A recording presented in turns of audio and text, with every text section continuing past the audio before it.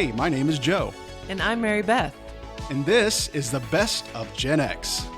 We are in our 40s. And we're siblings, We'll talk about adulting in a world so different from the one we grew up in, so excuse us while we save a generation. one episode at a time.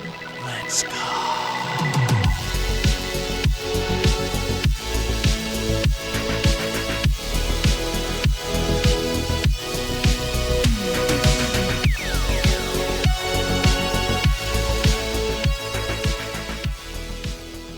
Hey, Joe. Hello, Mary Beth. You seem almost chipper today. Did you run over a small child or something?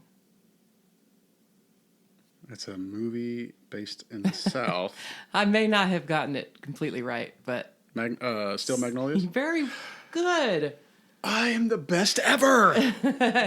But what I meant to say was you seem rather excited today. I am. Would you like to know why? Well, of course. My favorite college football team on planet Earth is about to be ranked number 1 or 2 in the country starting tonight. Why? Because they beat number 3 ranked Oregon at Oregon pretty badly. I mean, 10 points in football is like a touchdown and a field goal, so it's pretty handy. Mm-hmm. Or they beat them handily, as they say. Mm-hmm. And then our local team near us, U of L, beat Miami at Miami, and Miami was ranked number 3. Or I'm sorry, number 2. Oh, okay. So that means because IU was ranked, whatever, top 5, they're going to slip into that 2 spot. I'm really excited. I'm excited for you, but I can't say I understood a word of what just came into your Okay, mouth. which really pisses me off because you are an IU alum. You should follow and know this stuff because I know Joshua Dale does. Yes. I mean, I get that, Why this is a huge deal. but I just mean, the rankings sound so complicated. Well, a lot of times it's you just figure out what your team's rank is, and then if there's teams ranked 1 or 2 ahead of them and they lose, then you can only assume that your team is going to slip above them, right? Sounds like a lot of thinking for It is. sports ball. It's a good thing I have a brain, and a useful one at that. But why this is a huge deal is because our program probably statistically is like the losingest program in college football history in Division I. Aw. But since we got our new coach last year, he has completely flipped the script. Our program is nationally relevant. Last year we were in the National College Football Playoffs, which is unheard of. So he's going to get us there 2 years in a row.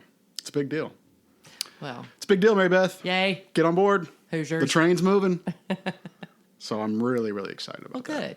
Do you have anything exciting to share that you've experienced? Not at the moment. I'm in the final stages of this bronchial thing that I picked up while we were out of town. I mean, dude, if we go on a trip and you don't bring some form of medication, I'm going to be really upset with you because I was prepared this time. as we have learned, you are going to get sick at some point. Yeah, we'll talk about that. We'll talk about it, but you were a trooper. You Thank you. stuck with it. You battled it out. You're a coxman. But you're a woman. I've heard. Speaking of the trip, Yes. Mary Beth, rain, coffee, flannel, and just a touch of vampire tourism. Yep, we finally made it to the Pacific Northwest. Yeah, this wasn't just any trip. Sure, we hiked some trails, marveled at the scenery. But this one was special for me because I finally got to live out my Twilight dream. Yes, the fangirl came out in full force. Forks, La Push, all of it. I make no apologies. I might have been 31 when the first movie came out, but I was hooked. And visiting the places that inspired that world, let's just say it scratched a very long-standing Gen X itch for me. And somehow this trip turned into one of those rare, serendipitous adventures where everything just fell into place. And we kept saying, the episode is writing itself. Because every day brought some sort of unexpected delight that we couldn't have planned better if we tried. Which is hilarious considering how little we actually did plan. True. One day we're chasing Twilight filming locations, and the next we're whale watching and wandering the Seattle Aquarium and somehow managing to get into a museum that's open roughly the same number of hours as a solar eclipse. The Twilight Forever collection in Forks. open maybe 2 days a week for 2 hours at a time. And yes, we nailed the timing. It felt like the travel gods, or possibly Edward Cullen himself, were on our side. So today, we're talking about a trip that was part adventure, part accidental magic, Preach. and part GenX wish fulfillment. What we saw, what surprised us, what we loved, and what it all reminded us about the joy of saying yes to a little chaos. Testify. Testify. Because sometimes the best plans are the ones you actually never make. Now, before we dive into all the surprises, let's get everyone a quick rundown of what we actually did, because this trip had a little bit of everything. And if you're some of the fortunate few we got to meet along the way, stick around because we have some shout outs coming your way. Yay, I'm so excited to talk about them. Okay. All right, well, we just want to kind of give you some context of like how this trip played out. So we started the first half in Seattle. We got into Seattle early Saturday, and so we had a full day really to get checked in, get our church van. You want to talk about the church van? I do. So we always talk about the office. So one of the first jokes we made, we got a passport van. Is that what you called it? A passport van? It's essentially like a big church van that had 3 levels or 3 rows. Could fit 9 or 10 people. Yeah. You know, we didn't want to worry about, well, we had 6 of us. Yeah, so 6. We didn't want to worry about room and Yeah. squeezing in. We didn't want to play Tetris with the luggage like we did in Scotland. So I think we all checked at least one bag. I don't think we had a bag plus carryover this time, but we at least all had one bag. So that's at least 6 bags. Yeah. Plus you think about backpacks and purses or satchels. Sure. So the idea was, you know what? We're not going for glitz and glam, Mary Beth. Right. We're going for what makes the most sense. Yeah. Okay. So we got a passenger van, is what we got, and it reminded us of a church van. And so I pulled the office quote. I think it says Alleluia Church of Scranton in Korean. And I think I said that like 3 times during the trip. We called it the church van the whole But it trip. was a very just big white passenger Ford van. That's what it came was, in- church van.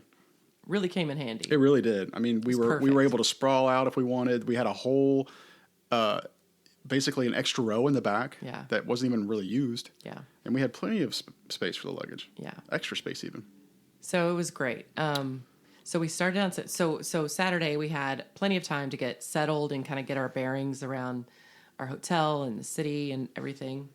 And so the second day was all day long, leave early or get back late. That was our Twilight film locations road trip day. So Yes. we're going to talk about that in the second half when we talk about the Twilight stuff that I loved. And then we did the aquarium and some other things on that Monday. On Tuesday, we had a whale watching tour. On Wednesday, we checked out. We headed to Port Angeles. And so we spent Wednesday, Thursday, Friday exploring, the magical world. The more scenic parts of PNW, yes. as we can say that now because we've been. PNW. PNW. So that's kind of how our trip was laid out. Yes. And I will say, this is different from Scotland in that when you get to Scotland, you lose 5 hours. Mm-hmm. When we got to Seattle, we luckily gained 3 hours. Yeah. So it was kind of nice because our time, we didn't get there until almost 12, but we got there 8, whatever, Seattle time. So we kind of had the whole day, really. We did. And it was nice to just kind of ease into the trip that way. We didn't have anything really on the agenda. So we just kind of got to poke around a little bit. I gotta say, I don't know about you, but given the time difference was so insignificant in comparison to Scotland, I never quite got on Seattle time. I was still like, when at 4:00 in Seattle, I was ready for bed. I never quite got on the schedule. I would say I was good on this going to sleep part. Like it felt the same to me, but our room just kept getting up so early because if I'm a 6:30 a.m. riser here, that means by 3:30, 4 o'clock Seattle time, I was up and alert. And it's kind of like, what do I do now? Yeah, that was kind of me. And so I was kind of dragging energy-wise. Well, you didn't come off that way. I didn't come off that way because of how excited I was to be there. You were like, it would be like me going to like a Chicago Cubs game It or was like you in St. Andrews. St. Andrews or anytime I'm in Bloomington. Yeah. I'm just a kid in a candy store. It's like I'm a 5-year-old seeing Santa Claus. That's how you were the entire week, even through sickness. Yeah. And health. What surprised you most about Seattle? Because I'll be honest with you, I was excited about the things we had on the agenda for that part of the trip, but I wasn't really looking forward to. In fact, I was a little dreading the city of Seattle itself, Yes. just because I didn't know what to expect. I'm not a city hustle bustle person. Not a city gal. So I was kind of nervous just in general because it was a city. But yeah, I wasn't even looking forward to that. But I gotta say, I freaking loved Seattle. Same. I mean, I think I went into it thinking one way, and what maybe the day or two after we got there, I thought, man, I could come here again. Yeah. Just like with any city, I think there's some sketchy areas, few blocks here and there that were sketchy. But once you learn where those are and you avoid those, Yeah. And honestly, and you really focus on what the cool parts of the city are. the first day, that Saturday, when we kind of just roamed around and we were checking things out, that was really the only day that I can recall that we ran into, people who were tweaked out. Yeah. It was a little scary Right. at first. But after that, I don't know, they all disappeared. Like, I don't know if we were just in. Maybe there was like a meth head convention and they all. I know. Like, I don't know if it was just the area in particular or the fact that, the work week was starting, and I don't know. That could, so I don't know. I thought the vibe was pretty cool. Here's what I loved. You know how you're in I a thought it city was like cool. Louisville or something, and they've got maybe they've planted some trees as just sort of part of the construction of the city. Seattle, however, was built around the trees. So you had really, really wide sidewalks, first of all, that made walking together really comfortable. Yeah. So you had really wide sidewalks, but then you had just one after another, these huge, huge trees, like that you wouldn't expect on a city street. From, and I'm going to get this wrong, but from the really tall Douglas fir type in the middle of a square to what looked like old maples, according to what the leaves, reminded me of. I don't know that to me was gorgeous, and the leaves were just changing color, and the city was very clean. And I don't know, I loved it so much. I didn't expect to love it. Yeah, I thought the little cafes were pretty cool. I thought Josh and I made reference to several of the buildings, whether they were, apartment complexes or maybe they were spaces leased out to, local companies or whatever. But they had kind of like a circular sort of build or design to them. And I told Josh, I go, it's like we're in the Jetsons. It did. Like, parts of the city felt like the Jetsons, but all the architecture really blended well. Like, old and new. Yeah, it was well done, I thought. Really well done. And nothing stuck out like a sore thumb to me. Yeah. I remember driving from the airport to the hotel, and we hit that part of the interstate where we could see the whole cityscape. And remember when we all saw the needle from a distance? Yes. When you saw it from that angle, we were all really underwhelmed. Like, oh, there's the needle. There's the needle. Like, it was so tiny. It was almost as if we were Wayne's World. Like, oh, I'm in Delaware. Like, you had to look for it to find it.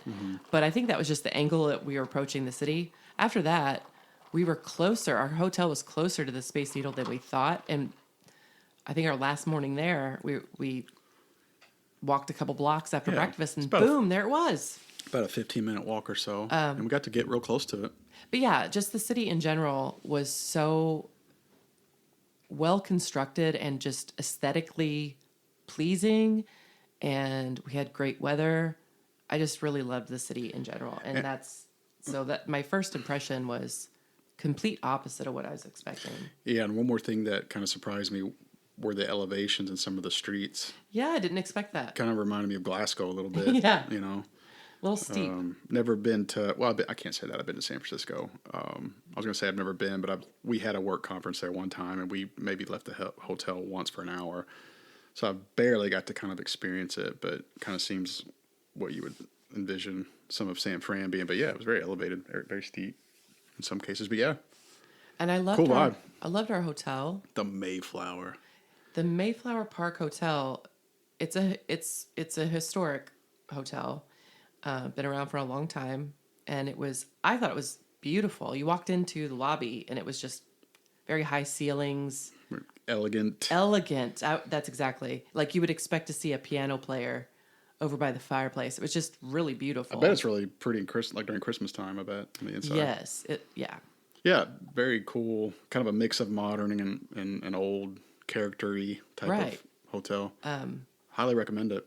I recommend it too. I was very pumped because you never know when you've never been somewhere and you're just taking a chance on a location. You never know what you're going to get. And so I was a little nervous that here's what the brochure looked like, and then that's what we got. But Mayflower was it was awesome. jamming. Yeah, it was really nice. We got to shout out somebody. Do you remember our bartender? I do. He was a very cool gentleman. Matthew, what up, Matthew? Hope he hears this. I hope he does too. We told him about He made the podcast. our experience that day. I mean, we were there for a few days, but there was one day in particular where we went down there and just said, let's have a drink. Yeah. And the kids, Navy and Luke, came down there to sit at the table next to us because they're not of age yet. But we all just kind of got to sit there and congregate. And he was so personable and welcoming and just made us feel like we were just there to have a comfortable, good time and made good conversation. You never really know how a city that attracts a lot of tourists, you don't know how they're going to treat you if they're annoyed by you or whatever. But I mean, everyone was really nice. Matthew in particular was a really great bartender. He made me a very nice espresso martini, which is my current favorite. That's right. I think I got a cider beer. For some reason, when I travel, I drink cider I beers, know. and I never drink that at home. I know. I noticed that. But he was great. Yeah, Matthew, he was cool. you made our experience that day lovely. And we talked about the podcast, and he was so energetic about, where is it? Where can I find it? So that was really neat. Yeah. And I was glad to talk to him. Very cool. So do you have any favorite moments, funny moments, random delights from our first couple of days in Seattle? I do. Okay. In fact, I'm a baseball guy, so I want to share this story. Is it okay if I share the Lou Piniella story? Let's, please. Okay. Mary Beth's not a sports ball person. But I was giddy for you. You were, and I really appreciated that about you being that way because it was a big deal and it was so unexpected. It was so random. So we go to the fish market, the public market, whatever it was called. If you go to Seattle, you need to experience it. It's just kind of one of those things that tourists have to experience and take it in. Yeah. And so a true Gen Xer would have seen the real world, Seattle, which was like 1997-ish. Yeah. The two guys from BMI, and they were at the Pier 70. So me and Mary Beth knew all about this. Yeah. So we were pumped about seeing the market. This is where the market has this open sort of area where this fish company throws the fish and people catch it in these little big white pieces of paper. People are taking videos and pictures and clapping and all this. But there are all sorts of booths and shops. Yeah, it's a true market. Yeah, you can get they have souvenirs, cider and baked goods and elegant. I don't know, what would you call it? Elegant little boutiques. They had some restaurants. They had souvenir shops. They had, all you could handle. Yeah. So we spot this fishmonger or whatever you call it, where they're throwing the fish, and everybody's kind of cheering and taking pictures. Let's do it. Let's go over there and check it out. So we were so excited. We were talking to one of the workers. He was explaining how the fish shipments went, if you want to ship it somewhere or whatever. And so Josh is a baseball guy too. Oh yeah. As I know. Big time. So I knew none of you all were going to get this reference, but Lou Piniella is a Hall of Fame player and coach. Yeah. Manager for baseball. Lou Piniella won 2 World Series as a player with the New York Yankees in the 70s. When we were growing up in 1990, a local team, Cincinnati Reds, he won the World Series with the Cincinnati Reds. He was also a manager for the Seattle Mariners, which is probably why he was there for some reason, and my beloved Chicago Cubs. So everybody knows Lou Piniella. He's kind of temperamental. He used to kick dirt at the home plate, bitching at the umpires. Lou Piniella is a big deal in the baseball world. I loved hearing about him after the fact. Yeah. Like you guys telling us about what it meant. Yeah, so I'll speed the story up. But anyway, we're sitting there while they're throwing the fish at these customers. They're letting a customer go behind the counter and throw. Oh yeah, that was cool. So They just grabbed somebody from the crowd. Just a tour. I think she said she was from Tennessee, and her little friend was taking video of her. Yeah. It was really neat. Yeah. So everybody's got their phones over their head taking a video, and Josh is very much into what's happening with this fish being thrown. He's in front of us, and you're next to me. Yeah, and so to paint the picture, Josh is to my right. Lou Piniella is standing just by himself, front row, watching this fish be thrown, and he's smiling and clapping with the group. And Josh has his cell phone up above his head to take a video, and Josh has no clue that Lou Piniella is to our left. Lou Piniella is literally 5 feet from me to my left. I kind of just glance over and I freeze, and I'm like, that is Lou Piniella. Now, he looks different, but I know who Lou Piniella is. He's just real thin now, and, he's taller than I thought. Yeah. So I literally, like a little kid that just saw somebody important, I nudge Josh on the side. I go, Josh. You nudged me first. Yeah. But then I go, Josh. I go, Lou Piniella's to our left. And Josh was like, what? And he looked over and he goes, sure as hell is. Yeah, you kind of whispered to me first. You were like, maybe that's Lou Piniella. You were like, oh my God, maybe that's Lou Piniella. And I was like, who? And you were like, okay, he's a really big deal. And I don't know, you just gave a quick. And I looked over and I was like, that's neat. And then you said it to Josh and he got excited. Yeah, Josh got excited. So Lou Piniella starts making his way towards us and you were like, get a picture. Yeah, I nudged you. I said, say hi. And I was just kind of fanboying. And I go, you were. I go, Coach, can we get a picture with you? And he goes, please. Yeah, you like touch his arm. You're like, hey, Coach. Yeah, so we got a picture with him. Because you don't know how people are going to be. Yeah, I mean, I didn't want to bug him. I didn't want to act like I was a 10-year-old fan or whatever. So, but he took a quick picture with Josh and I. And Josh and I, of course, took our liberties for the next 30 seconds talking about the baseball postseason that was going on. And we said, hey, how about this game or this game? And he said, hey, how about them Yankees? And he threw his hand out in front of us and was showing off his World Series ring. Yeah, he's wearing his World Series boss ring. move. He flexed. Yeah. But it was really neat. And so, of course, I text my father. Me and Josh are texting our group chats back home. Guess who we met? Didn't we call Mom? I called Dad. Oh, yeah. And Dad goes, oh, yeah, super temperamental. Yeah. He won a World Series as a player. And Dad knew exactly who he was, of course. Yeah, we sent that picture to them right away, and Mom posted it. Oh, it was great. That was a big deal, and that was just perfect timing. I mean, I don't know if that was the same day we did the aquarium. It was. Yes, we did the aquarium in the morning, and it's right. I mean, one of the great things about the Mayflower is that it was so perfectly located. Oh yeah, we didn't have need to Uber, get the van to go to dinner or anything like that. We were in, or even morning cafe coffee. Yeah, we walked. We walked to wherever we needed to go, and it was just really a convenient location. And so we hit the aquarium, which was really neat. Mm-hmm. But I forgot to mention, this trip was full of like, oh my gosh, really? Is this really happening? So it's not a huge deal, but it kind of sets the tone for the whole trip. As soon as we settle in for that first night in Seattle, what should be playing on TV on one of the channels? Oh yeah, I forgot about that. The Twilight Saga. Series. So like in order. And Luke, Navy's fiance, he comes with us. He's never seen like the whole series, start to finish. Yeah, he kept calling the Cullens the Collins. Yeah. And then somebody referenced Bella, and he's in the back of the van, he goes, who's Bella? Oh my gosh. I thought Mary Beth was going to chop his head off. We didn't even talk about the airport and the things that Luke said. That should be a whole segment of itself. Right. But anyway, so the very first night, I get to sort of, I don't even know what to call it, dress myself in the magic of it all by watching, these movies, which I watch a couple times a year, to be honest.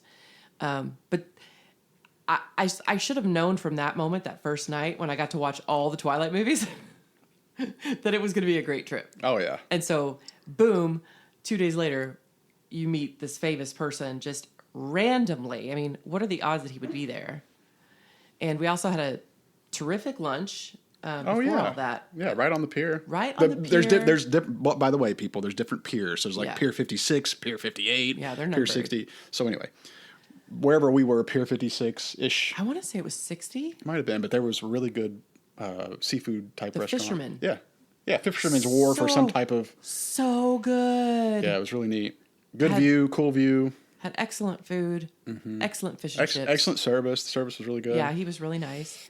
So it was just a great day. And we ought to mention that obviously we went prepared for typical, Pacific Northwest weather, which is cloudy, cold, and rainy. We had amazing weather. Really good. It was just the right sweater weather. You didn't need to bundle up. There were a couple occasions where we did, but no rain. It felt great. Like you could wear a sweater and be comfortable all day. Yeah, it was kind of what I call bonfire weather. Yeah. That's what it was. Perfect bonfire weather. Yeah. So, And if it did rain, it was very brief, maybe early in the morning, and it was gone. right. I mean, I was expecting the rain. Like that's the weather that I Yeah. was there for. I was, so it was just cool to get there and just have beautiful fall weather right off the bat. Get to see my Twilight movies, buffering up for the trip, getting me lubricated. Like you needed it. Right? And then you meet this famous person. So it was just awesome. And at the fish market, I had peach cider for the first time. Did you like it? Yeah, because it was supposed to be an apple cider type booth, but they had multiple flavors. Oh, yeah, they had. And the guy a lot. said, if you buy this cup, he said you basically get to try all of them. And so I tried the peach cider, and it was the best, FYI. So that was really cool. Yeah, and the aquarium itself. Aquarium was not bad. I expected the main exhibit to be bigger, like the tank. However, it was really fun. I mean, it was really neat the way it was. Visually, it was nice. The way they set it up was really Yeah, and it was easy to get in and out, I thought. exactly. It was easy to follow, and they had all these mini exhibits. And you could touch certain things. Yeah, on one of the floors we could touch like sea urchin, and it was really cool because you would touch the soft part, and the spikes would just hug your finger. Exactly, and it wasn't overly crowded, I didn't think. So like that's kind of what I meant when I said it's easy to get in and out. It wasn't. Yeah, that was another thing We I weren't loved about suffocated in Seattle. there around a bunch of other people.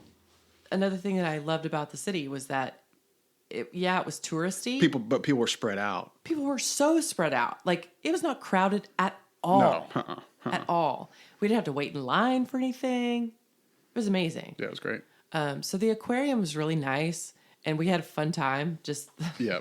Like I know we're going to move on from actual Seattle, but the one thing I was kind of disappointed, it was super expensive. Seattle's super expensive. So I don't want to sit there and talk it up for 30 minutes and then say, I'll be honest with you. But it is expensive. I didn't notice. I guess because I was on a cloud. I noticed. So what sort of things? Like just everything? Everything. Everything was expensive. Of course, I was paying for like 4 people, which was different than just you and Joshua Dale. Yeah. But in general, just certain singular items and things that we bought were way more expensive. Yeah. I just, one more thing I wanted to say about the aquarium. I had this moment. It was kind of funny where I thought, it's been years and years since I've been to an aquarium, and it kind of took me back to those, adventurous field trips you take in elementary school or something. And it's like, I feel like this one was the same. We were kind of like little kids looking at all these fish and like the seahorse, and we're just like, oh, look, we even saw a jellyfish nursery. Yeah, we I did. mean, these things were like the size of Jolly Ranchers. I almost forgot about that. Yeah, good call. No, not Jolly Ranchers. Starburst. Starburst. They were that tiny. They were. And so we were just like giddy little kids in this aquarium. But And we were asking questions. How much water is in this one? 50,000, 500,000 gallons or whatever it 500,000 was. gallons, no joke. Yeah. So we were still wide-eyed like we were in childhood, just with bad knees, like taking the elevator. Speak for yourself. I have a new titanium knee. It works wonders. I just thought it was teasing. funny. Like, here we are acting like kids again, and we're taking the elevator. Yeah. It's a little different. It was fun. Let's talk about whale watching, shall we? Oh, my goodness. Yes, we shall. Now, this was one of the things I was looking forward to most. Maybe we chose too. to do a whale watching tour out of Edmonds.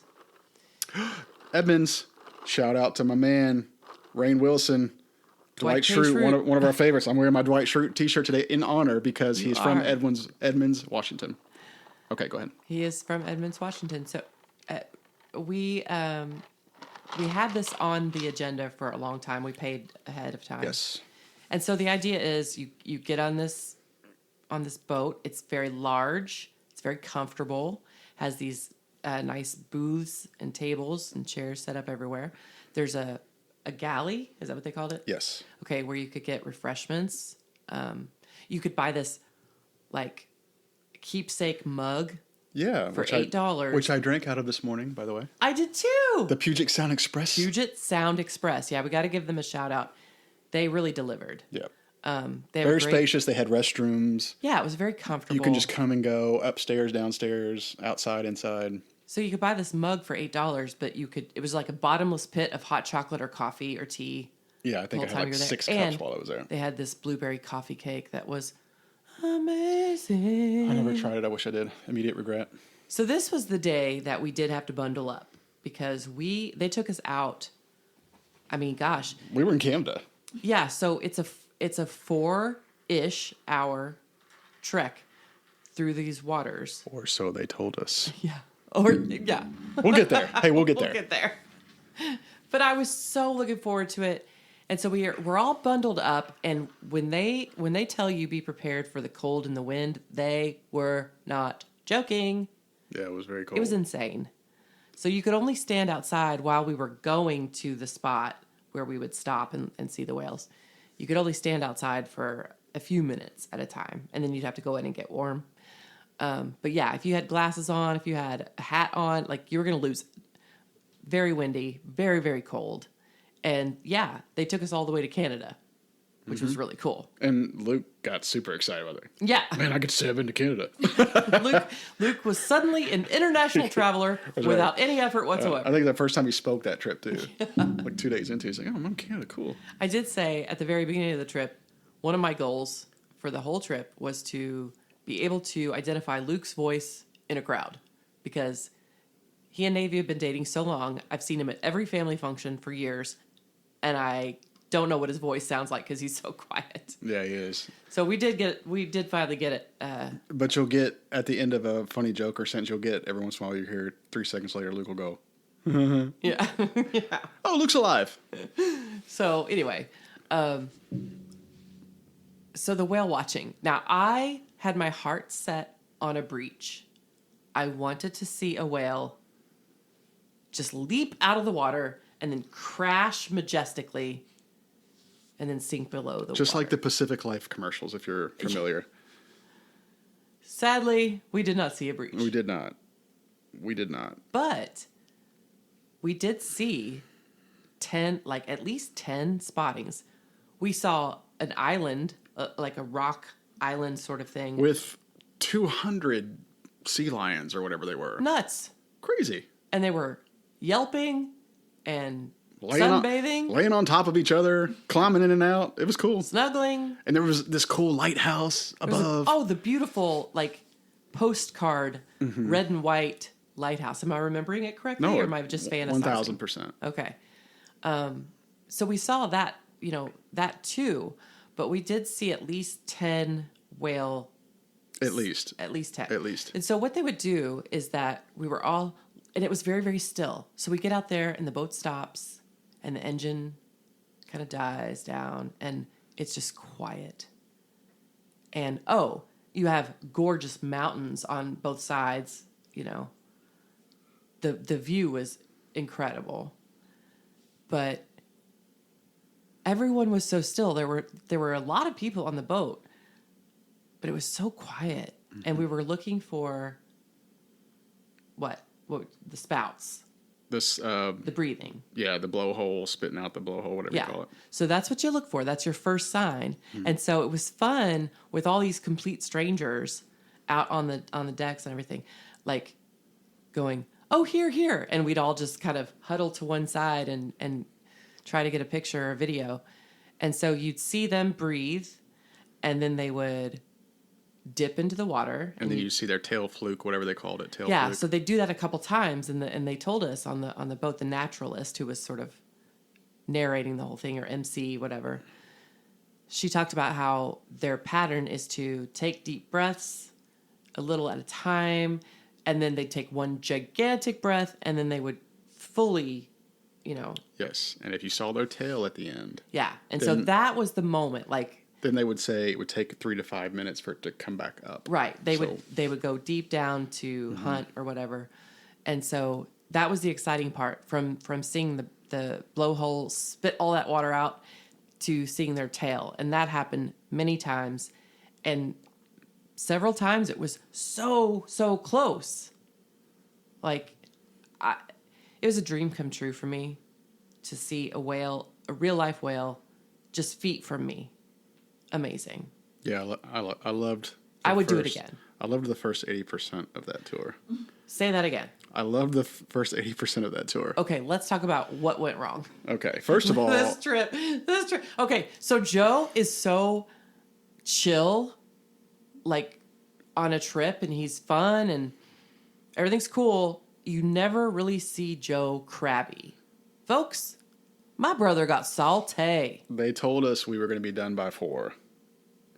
And we were all pretty hangry. Mary Beth was basically hotboxing 10 cigarettes before we got on that boat because she knew Yeah, I couldn't smoke she knew anywhere. she couldn't smoke on the boat. So she was hangry plus needed a smizoke, a lung dart. So I am to the point where I thought to myself, if somebody points out, because what happened is we were running late to come back because Yes. they kept waiting to see if there's going to be another whale. Right, they kept trying to give us our effing money's worth. Which I get it. I know. But we were Like, we were so far out. we were so far out that we knew it was going to take like an hour and a half Yeah. to get back. And somebody would, one of these nerds would, one of the nerdy passengers would go, "Oh, look, One of another these one." damn passengers who was living out their dream as well. Yeah. And they would, it's like, what the hell? And then they would get super specific. Hey, it's over there. Yeah. And then I got pissed at that because I'm like, where is over there? Right. So then the guy that was touring, Why did that happen in the last like 30 minutes of our... So the guy leading the tour keeps stopping the damn boat and waiting. And finally, we're all sitting on the booth. I wish you could see our faces. I wish somebody would have taken a picture because we all had the most pissed off. Like, we just want to be back and eat. And Mary Beth wants to smoke 5,000 cigarettes when we get back. At one point, I had a cigarette in between my fingers Yeah. and my lighter out. Yeah. And I said, they said 4 o'clock. Yeah. I'm going to fucking light up. Yeah, I think she was ready to eat cigarettes for dinner.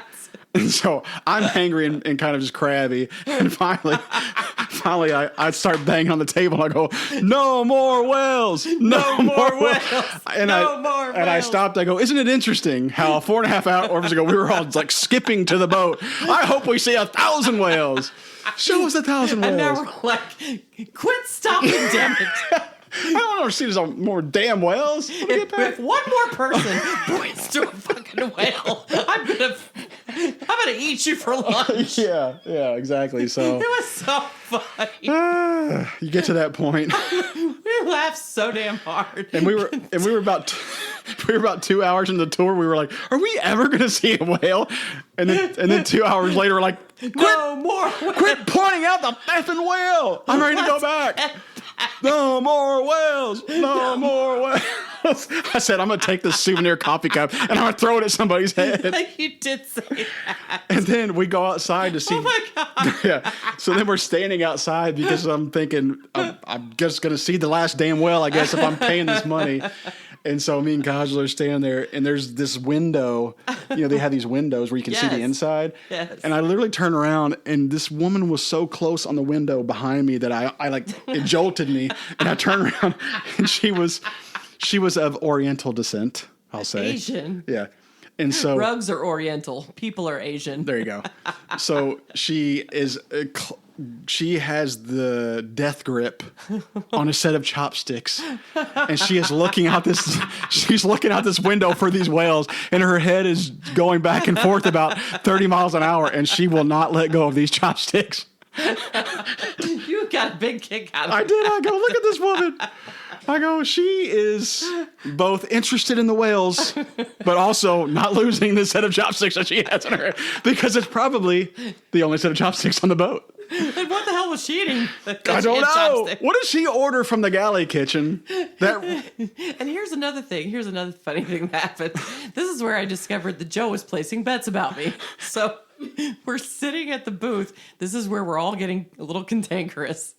And I hesitated to bring it up because I knew I'd be fodder.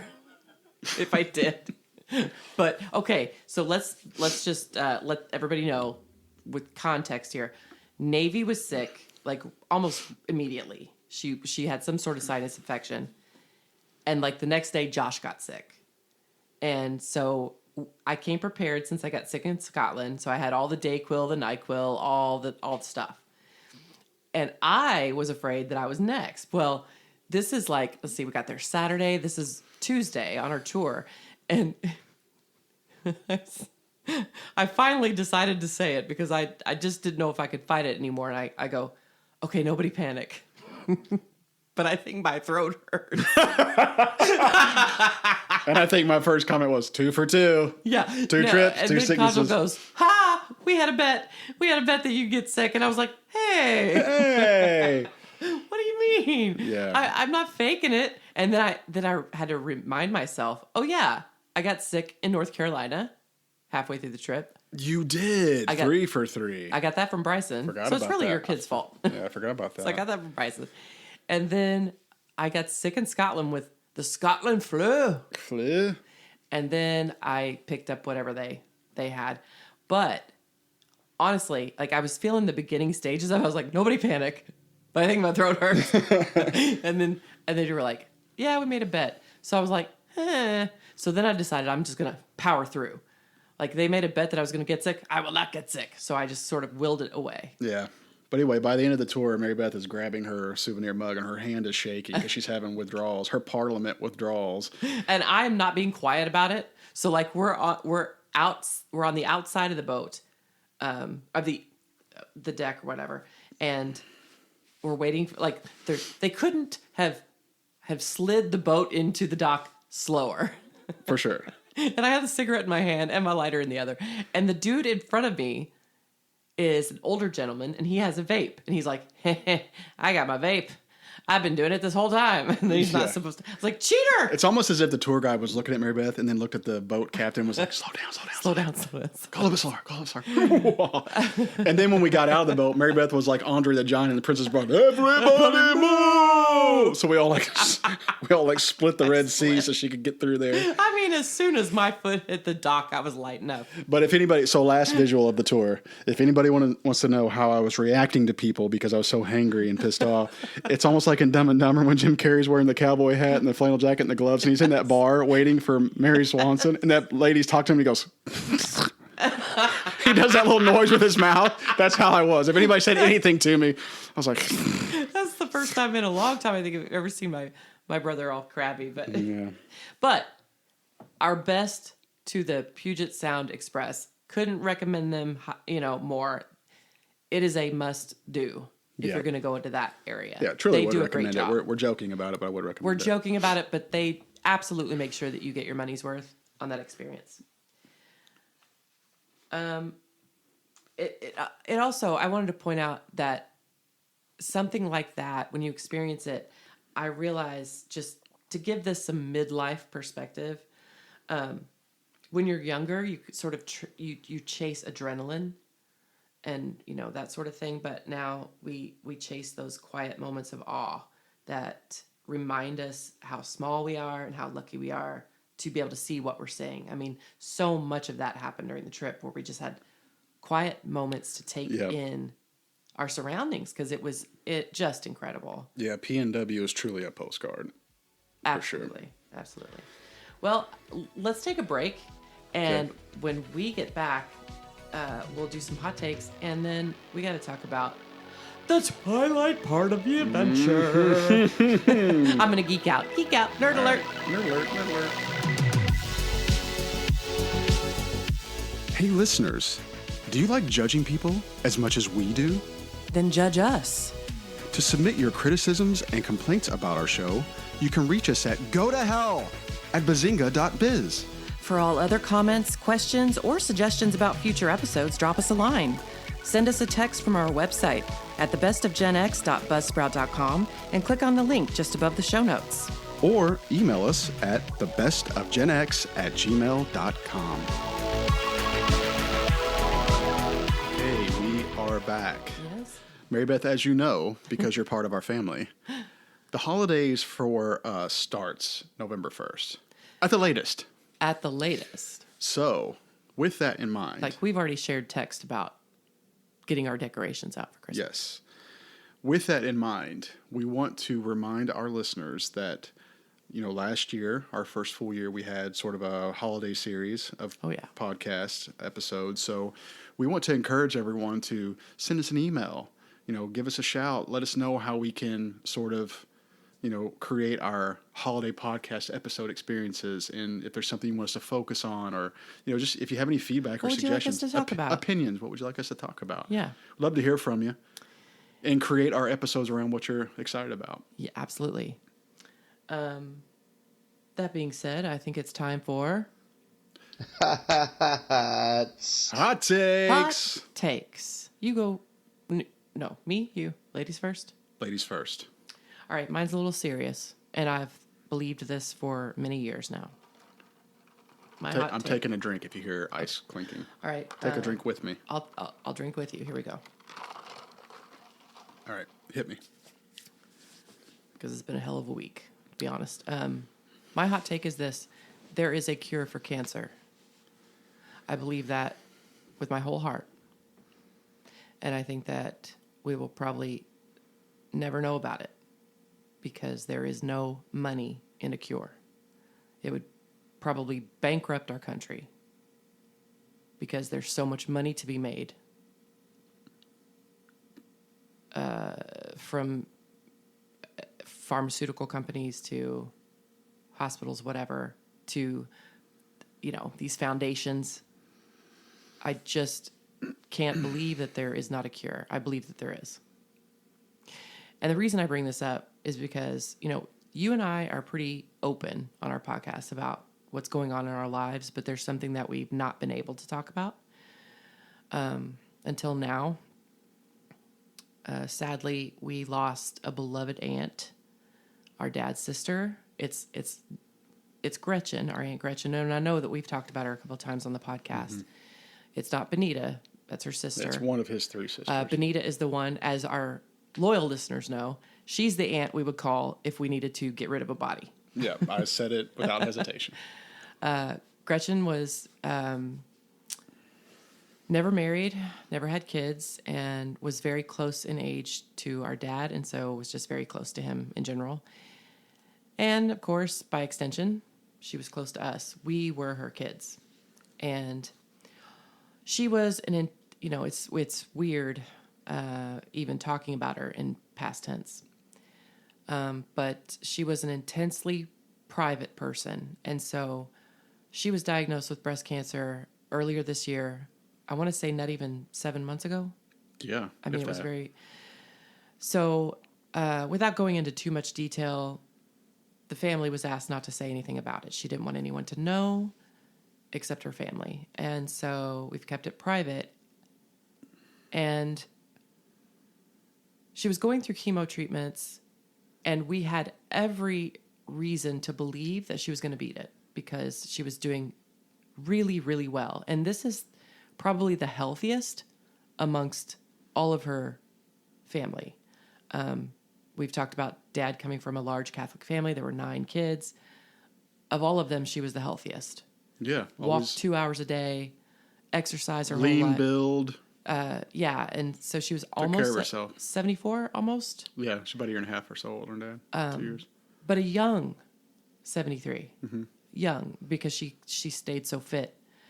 So anyway, she was doing very well, and we had every reason to be optimistic. However, on October 2nd, while we were just as we were going out of town, she developed pneumonia. And because her immune system was already compromised, it was just very, very hard for her to fight this off. And so, October 2nd is when they detected it, and they admitted her to the ER, or into the hospital after an ER visit. And then, 9 days later, she's gone. Yeah. And we kind of found out midweek that it we found out wasn't midweek, looking great if she didn't do X, Y, or Z, or if she didn't improve on oxygen levels and such. And it was it was tough. We were told while we were on the trip that she had taken a sudden an unexpected turn and was not doing well. So that was really upsetting and concerning to us.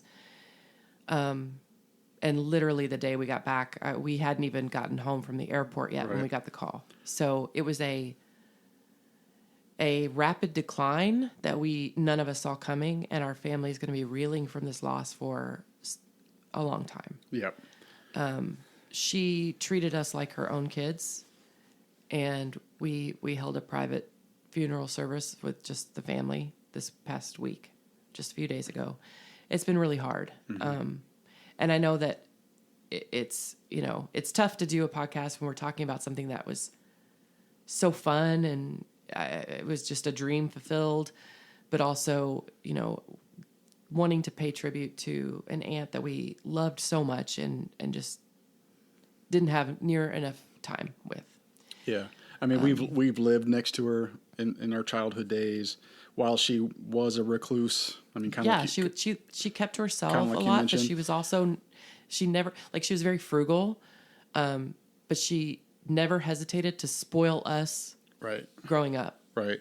So while she was a person that kind of lived a solitary life, she very much enjoyed being around us. It never felt awkward being around her. No. She didn't make it that way. No. That was just her choice, and she made her life all about us and her family, her extended siblings and such. I mean, she nieces, nephews. Took me to movies all the time. She introduced me to Chinese food, to jazzercise, to steamy romance novels. She took me to the library all the time. Like I said, she was frugal. She preferred, instead of buying books, she would go to the library all the time. She's an avid reader. And just like Dad's other siblings, and Benita especially, just fiercely loyal. Yeah, loyal. Don't mess with the family. Don't say anything bad about the family. Don't F with me and the people I love. Yeah. But just a very gentle soul and very quiet and just loving and giving and all the things. And I owe so much to her from the time I spent with her growing up. And, my favorite thing is probably fat-free frozen yogurt, chocolate yogurt. She introduced me to that. And manicures and massages. I mean, she just spoiled us rotten. And I don't know. It felt weird not to share that, because we're, like I said, we're pretty open with our lives. But we did lose her very suddenly this week. And she only had one treatment left. And I don't know if you guys know this, but October is Breast Cancer Awareness Month. So, ladies, keep up with those mammograms. Get those fun bags checked. Fun bags. Just get those stay on top. Yabahos checked. Cancer sucks, honestly. It fucking sucks. Hashtag cancer sucks. And it makes me, that's just part of my hot take. It just makes me angry because I believe with all my heart there is a cure. Yeah. And we're losing people that we don't have to because there's no money in health. Listen. So I don't take offense to you bringing that up as like a personal thing in the middle of this fun podcast topic, but it fits within your hot take. It's appropriate. And she was excited for us traveling. She texted me from Scotland, wanted to know how it was going, and I told her all about it, sent her pictures. Yep. I texted her one last time and said, we cannot wait to get home and from Seattle and tell you all about it. And she was like, okay, Shug, love you. And same, like when we got that call from Benita on Wednesday of the trip, you and I both said to ourselves, we've got to at least text her, let her know we're thinking let of her know that going to see her when we get back. We wanted her to know that we needed her to fight. Yeah, and so it was not over. And so I texted her immediately on that Wednesday while we were in the Olympic Lodge, which we'll get to, and she replied within 2 minutes, "Okay, love you," and I saved that. She was very weak, and I saved that, so I'll never. I did too. I'll never delete that, but I won't either. That's my hot take, and just wanted to pay tribute to her. Yeah, I'm with you on that. Ready for mine? Yes. Staying on the theme of traveling, okay, since that's been our thing lately. Checked luggage is far superior to carry-on luggage. I don't know there's a fetish with carry-ons. Not this guy. Now, I get the draw to it. I get the ease and convenience, but is it really?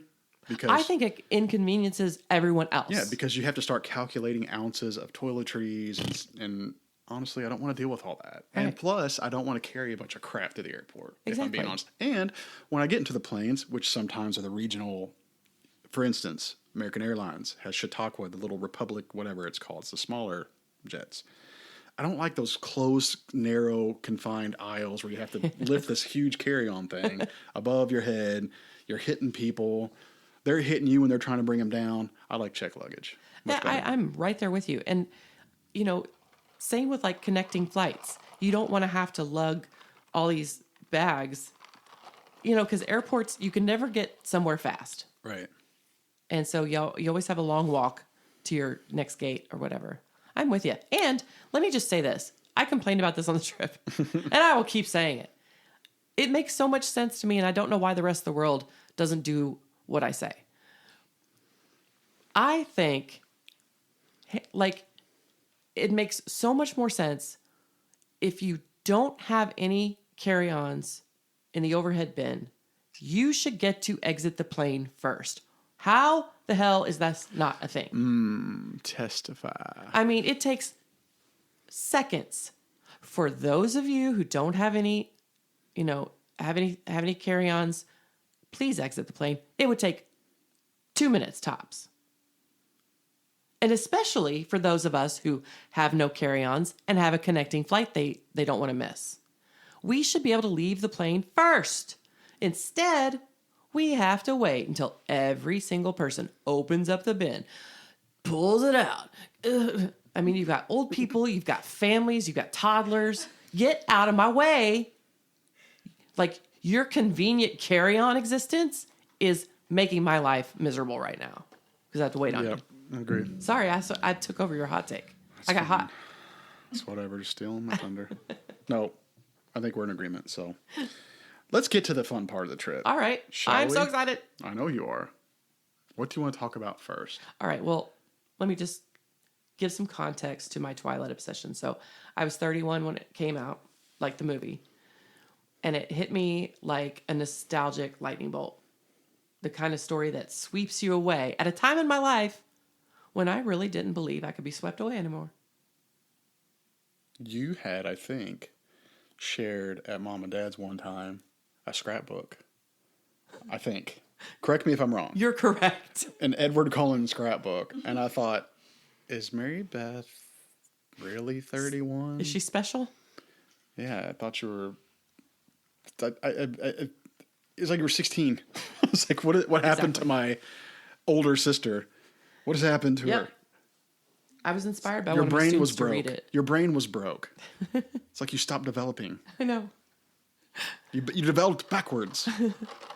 So it was a ray of sunshine, if you will, in just a lonely kind of dark part of my life. Yeah, I get that. You know? I get that. So I got swept away, and it felt good to be swept away in something. So it hit you at just the right time, personally. Just the right time. And I had a Twilight Club at school that I was sponsor of. I had the back of my classroom, the wall was completely laminated posters, nothing but laminate. You couldn't see any white. It was all posters. I had an Edward Cullen cutout. You should have seen me walking out of the mall with this thing, like looking around, all jerky, like someone I know going to see me.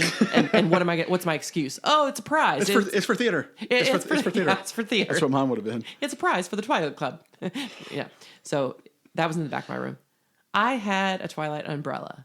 I had all the I had many editions of all the books. So I had the hardback and I had I had them all. I bought every like movie companion book. Uh-huh. And there were Twilight, New Moon, Eclipse, Breaking Dawn, 5 movies. Yeah. So I had one for each. I had 1.5-inch binders, black binders. With the clear sheet covers. And anytime, listen, no, it gets better. You don't believe I have autism. We're going to talk about that someday, but this is what autistic people do. Well, I'm starting to change my mind. Okay. Sorry We to don't have backtrack on that. interests. We have obsessions. And I say we. I don't know. That's another topic for another day. But Mary Beth and her autism community. yes. Her autistic community. So I had, every time that they were in a magazine, whether it was People, Entertainment Weekly, you name it. If there was a photo shoot, if they were on the cover, if there was a story, I don't care if it was just one page or one little blurb. It went into the binder. So I had one for Twilight, for New Moon, for Eclipse, and for Breaking Dawn. Sure. Sure. I had the game, the Twilight game, seen it. And I was manager of the town pool. And so all my lifeguards were my students and they were all obsessed as well. So we would spend all summer looking, like those binders sat on the break table when the lifeguards came in for their breaks and they loved flipping through it. I'm sorry. I'm judging you so hard. I'm trying not to. Are you dying of secondhand embarrassment right now? Cringe worthy. I'm judging you so hard. So hard. So to say that this was a dream trip is kind of an understatement. Yes. So, I mean, obviously I wanted to go because you have to be living under a rock to not know that you're going to see some amazing scenery out there.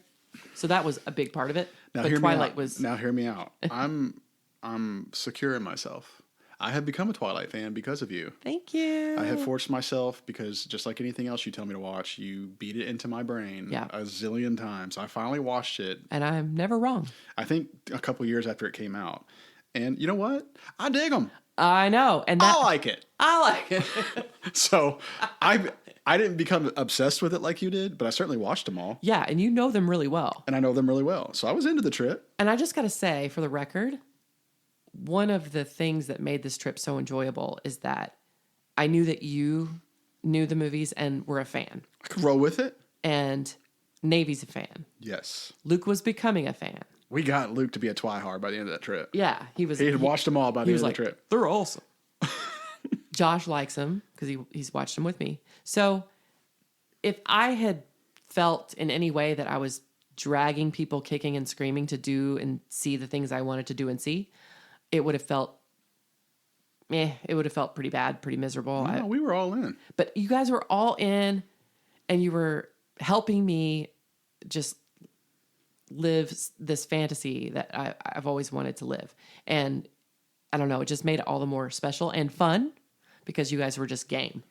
So well, plus we were giddy watching you. Your reactions really outside of just the stuff that we saw was probably icing on the cake because you were it's almost like you went back and you just became like a little child again. And you would put your hands underneath your chin. Like I am right now? Like you are right now. Like you just had that little look of awe. You'd have your hands and your white knuckled under your chin. And you just were in amazement at what you couldn't believe. I could tell. I was reading your mind, watching you. I said, right now she's thinking, I cannot believe I'm here. I can't believe I'm seeing this. And, the whole time. I felt it for you. Yeah, it was radiating off my body. Yes. My excitement.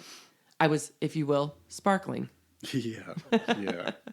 Like diamonds. So a little out of order, we did say the second day of our trip, even though we were, rooted in Seattle, we did get in that van at 9 a.m. and decided to take a day trip to try to see as many of the filming locations that we wanted to as possible. Now, going into this trip, I didn't have an itinerary really. We had some pre-planned things like the tour and the aquarium, whatever. But this one was unexpected. I didn't know that everybody was going to want to do it. Yep. I didn't know if everybody would be willing because I knew it was going to be quite a drive. And so I'm really grateful to Kajal because she is the young, hip, tech savvy. You're tech savvy too, but with her at the helm, it made it so easy to just sit back and relax and enjoy because I basically handed over my list of filming locations and addresses, and most of them were in Oregon, not Washington. So we knew it was going to be a hike. And she was able to kind of priority she order the plugged stops. all those in to the GPS on the van. Yeah. And it gave us a route that made the most sense, that was the most efficient. Mm-hmm. We couldn't have seen all I wanted to see without her help. Yep. So I'm grateful for her for that. So let's talk about what we saw. Okay. Oh my God. Which is really cool that we not only went to Seattle, the state of Washington, which none of us had ever been, right? But we also get to say we've been to Oregon. It's ungodly beautiful. It's amazing. And I think one of the first things we said when we entered sort of that area where we were going to see her house and the cafe, which we'll talk about, one of the first things I think we all said was, I feel like I'm in the movie. Like background, the aesthetics, it really puts you into the set of the movie. It's kind of crazy. The drive there And a lot of it was It's so beautiful. a lot of it was near the Columbia River Gorge Yeah. area. And I kept saying things like, I feel like I'm going to see Jacob and the wolf pack just jump out of the trees. Yeah. Because you felt like you were in the movie. I'm telling you, we were talking about like, how does one get the job to scout locations for films? We talked about that. We asked each other that. Because it was so perfect and it fit the aesthetic Yep. so perfectly. Yep. Like you knew, like driving through even the towns along the way, you could picture Jacob's house being the next house that you were going to see. Exactly. Like it just fit that area. It was unreal. I just felt like I was in the movie. It was great. And then Mary Beth saw this semi that was hauling logs. And she goes, look, a logger truck, or whatever you said. I know. And I think it was the first, because I've seen those on TV and I'm just so fascinated by them. And they're so like rustic. Yep. And my mind, my heart, my body, my soul has craved the Pacific Northwest for years. And to see a log truck, I was like, oh, wow. Your kiddish side came out the whole trip. It was really cool. Yeah, for sure. So where was the first stop? So we stopped at the high school. Was that the very first stop was Forks High School. Forks High School. And I forgot to write it down. It was Damascus. Damascus. Oregon. It starts with a K. Kalama. Kalama. Kalama? If that's how that's how it's spelled, but Okay. Kalama or Kalama. So it was the first thing. We were so excited. Yes. Because we were the only one. It was on a Sunday, which was great, because there was nobody there, nobody in the parking lot, and we just had free range of Forks High School. Yeah, we were the only ones there. Yeah, we reenacted some scenes. So we had full access. We did whatever we want. We filmed ourselves reenacting some scenes. Yeah, the little town was cute. It was really a little cute. unassuming kind of town. A logger town. It had like this. Remember, it had the stretch where it had some mill-looking log sort of setups and piles. So it was just a very cute town, is all I'll say. So we get up to the school, which is up on this elevation, as you see in the movie, and GPS kind of took us in the back entrance. Mm-hmm. What was funny is I'm driving the Alleluia Church of Scranton van to the back entrance, and the school entrance in the gymnasium looked modern and brand new. And we were all kind of like, oh God, no. I know. I was like, don't disappoint us. Yeah. I'm a TikTok fail. Yeah. And I can't remember who it was, but they said, maybe go this little back alley road or this little side road. So we go through this little side road, and sure enough, as we curve around, there it was. In all its glory, the view that you see when they pull into the parking lot of the school in the movie. It looked just like the movie. Just like it. They hadn't changed anything except that Forks High School sign is not on the grass. We walked where they walked. We walked where they walked. Mary Beth was doing her little picture pose where she was on the steps and she was lifting her leg back. I mean, she was so excited. I mean, you couldn't catch up with her. I know. I mean, Mary there was Beth like fire. There was smoke behind my feet. Mary Beth walks at a pretty slow pace as just a general human. Yeah. But when she got out of that van, man, it was just like, hang on, I got to jog. I don't have asthma, but I would have had to have like an inhaler to catch up with Mary Beth. There was dust behind me. So we go all the way up to the top of the steps like they do in the movie. We saw the picnic tables. We saw the little, what would you call that, where they had that scene where she first gets there and she meets Oh, shoot. I don't know the architectural name of it. Yeah, it's like a concrete sort of roof, overhang or whatever.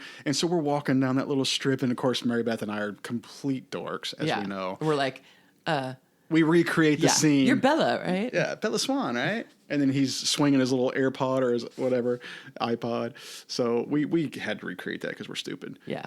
But Mary Beth was so thoughtful about making sure she took pictures so she could send to Mallory. And that's one thing I never said this to you, but I took notice of it, is that you were very thoughtful about make sure you get this, and so you send it to Mallory. You were always thinking about your daughter and how she would like to see some of that stuff. Mal didn't want to miss school. She didn't want to miss any classes because it's so early in the semester. And she's just as obsessed with Twilight as I am. I don't know how that happened, by the way. Did you think that parking lot was bigger or smaller than you pictured? It seemed appropriate. Exactly right. Yep. It wasn't too small or too big versus what I envisioned it to be. It felt exactly like what it looks like on TV. Exactly. Yeah, it literally looked outside of that, outside of the Forks High School sign on the little hill, the little grassy hill, it looked the exact same. Not changed. Like, all we needed was like a bluish, greenish filter. Exactly. So I was really impressed with that part. It was awesome. Yeah. So then the second one, the cafe. Then it was off to see the bridge of the gods. The bridge of the gods. This is the bridge that totally forgot about that. Yeah, this is the bridge that Bella and Charlie drive over into Forks. Literally like scene 2 or 3 in the first movie. Yeah. When he's driving her to Forks. And so there is no bridge like this into Forks, but it's breathtaking. Mm-hmm. The mountains, I've never seen so many trees. Yeah. I thought Scotland had trees on trees on trees. Yeah. Hey. They're in a tree shortage if you go to the PNW. So we get out for a little bio break, take some pictures. We took pictures by the bridge. Photos. Again, the weather this day was perfect. So we saw that bridge, beautiful. And then it was, oh gosh. I should have listed these. The bridge, then the falls. Multnomah Falls? Yes. Multnomah Falls. That was so beautiful. This is the waterfall that Bella and Edward pass by for the baseball scene as they're heading to play baseball with the Cullens. And can I say, I think the visitor center and just the area outside of the visitor center was so nice. It was like a friggin' fairy tale. Yeah, it was almost like an amusement park kind of area. It was just very clean and well maintained. They had a little mocha coffee. They had a little coffee shop right outside of stand, and then they had this really cute, quaint gift shop that was made of like cobblestones. Yeah, it was nice. It was really nice. It was so cute. Yeah, kudos to them. Multnomah Falls. Multnomah Falls. That waterfall, I did not expect. Breathtaking. I didn't expect that. Now we didn't climb like to the top of it or anything. No. But we took a good photo of it, took a group picture, and you could see it pretty well from where we were standing. Yeah, we had a perfect view. But there were people that took the risky hike up to it. Yeah, because there's a little bridge. Yeah, but it's high. Those people looked like little teeny specks. They looked so tiny, yeah. Yeah, it was really neat. I'm glad we did that. So, yeah, we didn't... I could have done it, probably. You would have done it. I would have done it, but we just had more to see. But that was beautiful. I highly recommend you see that in person because pictures just don't... Yeah. Unreal. It's, yeah. So we got to see that. I was really excited. It's one thing to love a story, but to like walk through it is a whole other level. I'm trying to remember what my first this is so Twilight moment. I mean, it had to be the high school that we went to. That was probably mine too. Yeah. Mm-hmm. So after that we headed to Carver Cafe. Now I will fully admit that might be one of my favorite parts of the whole trip. Me too. And look, going into it, I knew the hours of operation. They close early on Sunday. I never expected to be able to eat there. I thought it was going to be just a tourist trap. I thought we'd have to wait in line to even take pictures outside of it because this is like literally a hole in the wall in the middle of mountains. Yep. And we happened to get there around noon? Yeah, right at. There were not that many people there. No, it's just like a normal day. So we're out taking pictures, and we send in Kajal to like put our name in. Yeah. Because there were people getting out of their cars, and we're going, beat them. Yeah. Oh yeah. Go in there and put your name in. We're like, I guess I should be, Twilight fans. Woohoo! We're all one. No. It's competitive. Every man for it's himself. Like, get away, Twilight. I can tell you're a Twilight fan. Get in front of that chick. Yeah, but we're better than you. I'm more serious about this than Exactly. you. So Kajal does beat those people, and she gets in there and she puts her name in. And it's like a 45-minute wait. And we're like, we'll wait for that. Bet. Oh my God. Say less. I knew it was a small diner. I never imagined we'd get to eat there. But again, it looked just like it did in the movie. Just like. I mean, there's been no alterations. But here's the problem. Here's what we didn't do right. So the people behind us, they get a table after us. However, they requested the specific Bella Charlie booth. So we got a table before them, but we didn't request the booth. I didn't tell Kajal, request the booth. It's just actually a table, not a booth. But it actually is a table. It's known online as the booth. I got you. But it's in the corner like in the movie. Yeah. I wanted to sit where Bella and Charlie sat. So anyway, we'll get to that in a second. But as we were waiting, we were kind of thirsty. We decided to go down to Just a little food, or not a food mart, but it was like a gas station. Now this place in general was like a blip in the radar in these vast mountains. Yeah. And so it had very little. And we're not talking like a modern Circle K. We're talking like an old Indian reservation gas station that they probably don't even take credit cards. Exactly. You know what I mean? Like it just had that look. Old feel, yeah. So we get into this little market. Yeah. Little convenience store. And where you can find bait and Sprite. They don't even have like Polar Pop stations or those, what would you call those? Like fountain drink stations. I don't even think they had those. No. So, and they had cold beer and acid. Like this is the kind of place it was. What happens? We're about ready to leave. We're about to leave because we found what we needed. And I'm going to give myself credit for this one. I was gonna give you credit. I just glanced over. Was it you that saw that? I glanced over to my left. And it's staring at me, and it's got like this glow around it. And it's the Red R beer can like Charlie drinks in the movies. We didn't know what the R stood for, and I go, look, it's Charlie's beer. It's Charlie's beer. So Josh is like, no. So we walk over to the little door, we open it, and it's called Rainier. Yeah, like Mount obviously. Rainier. And then we're like, duh. Because it's just not something around here. And I didn't know it was like a real brand. I honestly didn't either because... And Charlie drinks it in multiple Twilight movies. So dorks that we are, we buy a 6-pack. I think I said it. I go, I think we should buy a 6-pack right now and go wait in the Carver Cafe parking lot and drink beer. And that's exactly what I thought, Mary Beth. I kind of did this. I looked at you and go, you did, yeah. You were proud of me. I was very proud. Because I was being very adventurous. You were a gamer.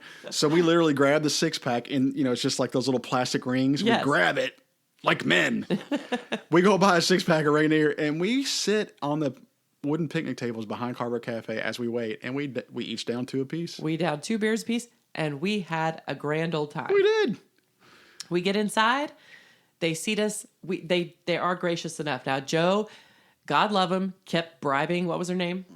Oh, I don't remember her name. Kayla? Something like that. Oh, shoot. She was the grandmother's grandchild. She was the owner's grandchild or whatever. Yeah. She was. They were such cool people. They were very, very nice. Oh, my gosh. And Joe kept trying to bribe her with like... I think the bidding started at 200. Yeah, I think it started at 200. And then it got to 500. And hey, listen, I was dead serious. I was too. I was ready to contribute. I was going to give her a 500 spot. I was ready to contribute just to sit at that. We were like, we know we didn't request that table over there in the corner, but we'll give you $500. And I just want everybody to know, if you didn't know already, how much I do love my sister, if I don't say it publicly.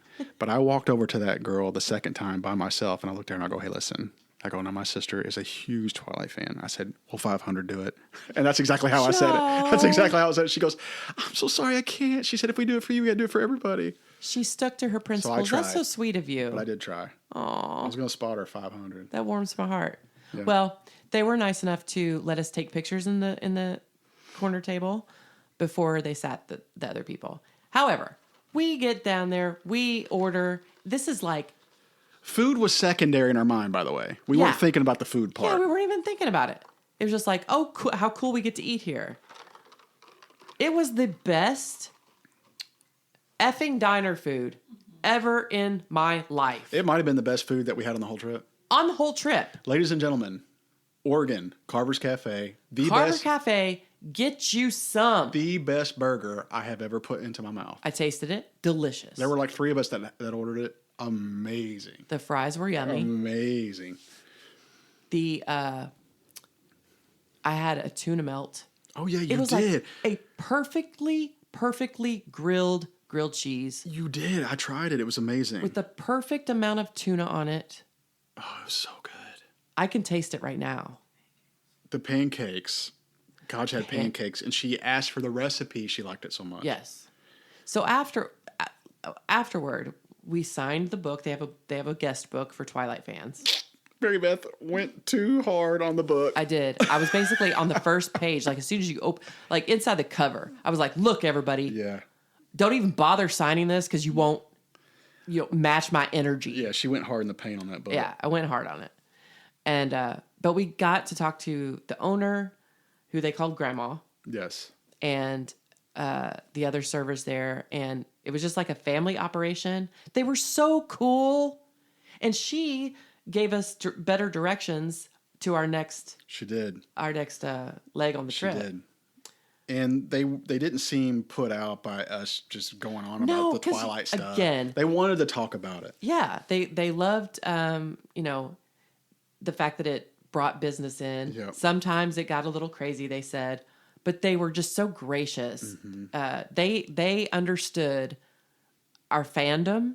They understood And the gravity of it all. They you know what I mean? understood, and they were so nice about it, and Yeah. just were just so cool to talk to. And I was so grateful that they made it such a great experience. Yeah, and they even told us the damn story about the house up on the hill behind it not being able to sell it for 1 point something million. Oh yeah, and it was like we this talked old for rundown 15, 20 minutes with these people. crappy house that I guess the owners were pissed that all this traffic was coming in and It was out. creating too much because traffic. because once TikTok really got going, Yeah. that's when people started being like, "Oh, I'm going to Carver Cafe."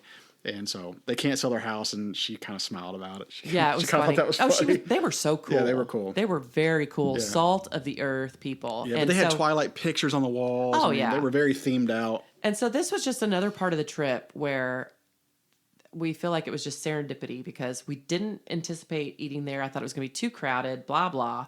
They close early on Sunday, whatever. We got there in time. We had Charlie's beer while Which we waited. weren't expecting to Weren't find. expecting to find that at all. Yeah. And, And it tasted pretty good. It tasted great. And we had this wonderful meal and met these wonderful people. Carver Cafe cannot beat the food, cannot beat the service. Go there. Yep. I think that was the first time we made the comment during the trip. The podcast is writing itself. Yeah. Because it's just like, this is too good to be true. Mm-hmm. And so I think after that, we were finally headed to St. Helens, Oregon, where the rest of the locations were that I wanted to see. Yep. So in St. Helens, Oregon, they filmed a movie years ago that you've probably heard of, Halloween Town. Yes. We had no idea. No idea. We arrive in St. Helens. Now, this is where we get the fake Port Angeles exterior shots. I wanted to see the parking lot where Edward saved Bella. I wanted to see the bookstore that she walked out of. I wanted to see the prom dress store. I got to see all of that in this one place. And the grand finale, Bella's house, my dream of a lifetime. I can't believe I was pretty jazzed about seeing that. I we won't saved lie. it for last. Yep. But anyway, we get there. First of all, as if it couldn't be more picturesque, we see deer. There was a damn deer in somebody's front yard. 2 of them. Oh, dear. Just grazing. Yeah, grazing in somebody's front yard like they were some pet. So we see that, and then we park, and we have arrived at the time of year, every year, that they celebrate Halloween Town That's where the Halloween Town movie was filmed. So they have this little festival. So in the town square, there's like hay bales and little gravestones and all these Halloween decorations and pumpkins. There are all these booths of art and crafts and just so cool. And these little shops look like you stepped out of 1950s. Mm-hmm. So I go into the boutique where they filmed the prom dress shopping scene. And we saw the parking lot. We saw that. We did all that. I got trinkets. I got Bella's wedding ring for me and for my daughter. Oh, yeah. So the back part of it where in the movie where Edward swoops his car around and saves her from those guys in the back. Would-be rapists. Yeah. So we walked through that little parking lot. It was just so cool to see it it was in cool. person. And then we saw the staircase leading up to the bookstore where she buys that book about vampires. I'm such a geek right now. But guys, we finally made it to Bella's house. Oh, yes. And the way they do it is at the end of the street, because we were driving the van, we're like, we're almost there. We took that last left-hand turn, and they had a little street sign because obviously people want to see it. Yeah. And it says something to the effect of Twilight fans, park here and then walk up the street. Friends, let me just say, Bella's house is an actual Airbnb. Mm-hmm. People are actually staying there. People actually live there. That place is booked through 2027. Because believe me, I checked before, in planning this trip. So you could only walk up and take pictures from the road. But you could literally walk up to the yard. Yes. I mean, it's not like we were held back Josh and I from posed for getting a super picture close. by the tree. I took all kinds of photos. I couldn't believe I was there. It's still so fresh in my mind. And what was even cooler was we do all that. We see the house, take the pictures. We walk back down to the van. Here's another serendipitous moment. Here comes this tour bus looking. Like a little trolley. Yeah, a little trolley that's got probably 40 people in it at least. And they get out to go see Look the at the house. fellas. And we're walking by like, we've already seen it. Yeah. And I look at Joe. I said, the podcast is Writing writing itself. Like, this trip couldn't be more magical. I told Mary Beth, I said, it's the equivalent of being late to the airport for a flight and you hit every single green light. Exactly. That was this That trip. was this trip. So, and oh my gosh, we're just to the filming locations, okay? Yep. But here's the rest of it. So we get on a ferry. Very cool experience. Loved it. Drove our van up into the ferry. You drive your car onto the big ferry to leave Seattle, which you're leaving behind a beautiful view. The night before we were coming back, we stayed in Seattle again near the airport and getting to see the cityscape of Seattle again. Yay, bravo, Seattle. You're doing something right. You are beautiful. It's all lit up. They have this massive ferry wheel by the pier, and it's all lit up and sparkly. It's just gorgeous. Yeah, it was really pretty. So you get on the ferry, we go to Bainbridge, and then we drive a little ways to Port Angeles. We're really excited because we're staying at a place called Olympic Lodge. Folks, not Olympic Hotel, not Olympic Inn, Olympic Lodge. It's carved into the freaking mountain. Yep. This was everything I ever dreamed Had a of. legit fireplace where they actually put wood, like crackling wood in it. It's crackling, Yeah. and it smells like I firewood. mean, did it have bearskin rugs? It might have had bearskin rugs. I was just too damn excited to even notice it. Exactly. We walked in, and we were like, We were afraid, I remember, we hope it lives up to the online pictures. Yes. And it did. It held up. it was held awesome. up hard. Horde. I left a really good review online. Oh, cool. And the people were really friendly and nice. They were so friendly. We got there early. They checked us in anyway. They had so the lobby, this beautiful stone fireplace, this lush like leather furniture, a lot of seating to be, get cozy, little snack area. The continental breakfast was kick ass. Yeah, it was good. And they had a heated pool and hot tub. Oh, the hot Which tub. we leveraged. We went to the hot tub the 2 or 3 nights we were there. Yeah, because it was perfect for your aching joints after a hike. Yes. Yeah, it felt good on my knee. It was a fun time. We all went to Walmart Hey, because none of us packed swimsuits. we had no idea that we'd have the time or even want to swim on this trip. We did not pack bathing suits. We so loved this lodge and the hot tub idea that we actually, before dinner, hopped over to the Walmart. And we all bought the same outfit. Now, Josh and I didn't buy women's swimsuit, but the women bought the same suits. And they weren't swimsuits. So the swimsuits that were on clearance, we couldn't find them in our sizes. So we got these like one-piece workout jumpers. Looked like we were from 1940. Yeah. And Josh and I bought the same $6.98 pair of black shorts, gym shorts. And hey, worth every cent. I wore them last night to bed. I have got my $6.98 worth. So we were all matching. We're such dorks, Yeah. Because we were thinking, it's $6.98. We'll just ditch them when we're done. Nah, It's worth it. You know what? We kept them. It's worth it because not only did they have a hot tub, but the view from the hot tub Super cool. was so cool. Yeah. Huge Trees. trees. And Just like grass, you would think. The mountain. Like I said, it's carved into the mountain. Unreal. So that was awesome. We asked the front desk. Well, Kajal did. She asked for recommendations, which I'm so grateful for. There's a difference between a traveler and a person who goes on vacation. Kajal is a traveler, Yes. and she knows how to get the most out of the experience. I kind of, because we drove around that first full day we were there just to kind of take in the scenery. Mm-hmm. We were saving Forks and La Push for the last day. So we didn't quite know what to see on that Thursday. And so we drove around, we saw some cool things. The scenery was awesome. But then we came back during lunchtime and I wasn't quite satisfied. I wanted to walk through. Like we passed Lake Crescent, which was gorgeous. Hello, Rainbow. Oh my Above Lake gosh. Crescent. It's I mean, another magical part of this trip.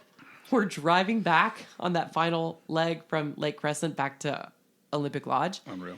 And there's this, I mean, the lake is crystal clear water. You could have just like gulped it down.